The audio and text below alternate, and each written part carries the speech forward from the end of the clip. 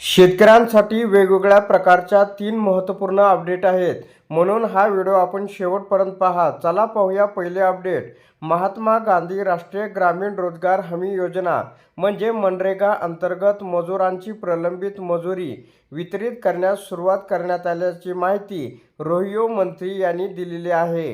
केंद्राकडून मजुरीसाठी 1409 कोटी रुपयाचा निधी मंजूर झाला, त्यातून वितरण करण्यात येत आहे. तांत्रिक कारणामुळे काही मजुरांची मजुरी प्रलंबित राहिली होती, मात्र निधी प्राप्त झाल्यानंतर ती रक्कम टप्प्याटप्प्याने मजुरांच्या खात्यात जमा केली जात असल्याचं विधानसभेमध्ये या ठिकाणी सांगण्यात आलेलं आहे.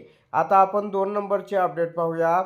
तर राज्यातील शेती अधिक सक्षम, आधुनिक आणि शाश्वत करण्यासाठी राज्य शासन विविध योजनांच्या माध्यमातून मोठ्या प्रमाणावर काम करत आहे. आर्टिफिशियल इंटेलिजन्सचा वापर, डिजिटल सुविधा, शेतकरी कल्याणकारी योजना आणि पायाभूत सुविधांमध्ये गुंतवणूक यामुळे महाराष्ट्रातील शेती क्षेत्रात मोठे परिवर्तन घडवून आणण्याचा शासनाचा प्रयत्न असल्याचं कृषी मंत्री यांनी महाराष्ट्र विधानसभा नियम 293च्या उत्तरात सांगितले आहे.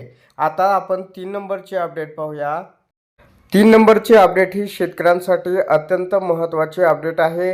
राज्यातील काही भागामध्ये 17 ते 20 मार्च दरम्यान मेघगर्जनेसह पाऊस, विजांचा कडकडाट आणि वादळी वाऱ्याची शक्यता हवामान विभागाने व्यक्त केली आहे.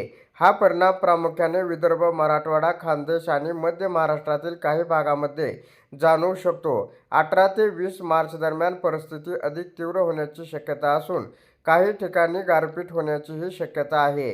रब्बी हंगामातील पिकांची काढणी सुरू असल्याने शेतकऱ्यांनी काढलेली पिके सुरक्षित ठिकाणी साठवून ठेवावीत किंवा झाकून ठेवावीत.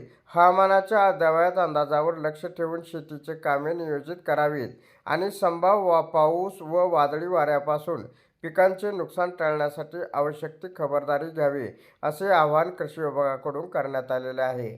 तर अशा प्रकारे शेतकऱ्यांसाठी 3 महत्त्वपूर्ण अपडेट होत्या.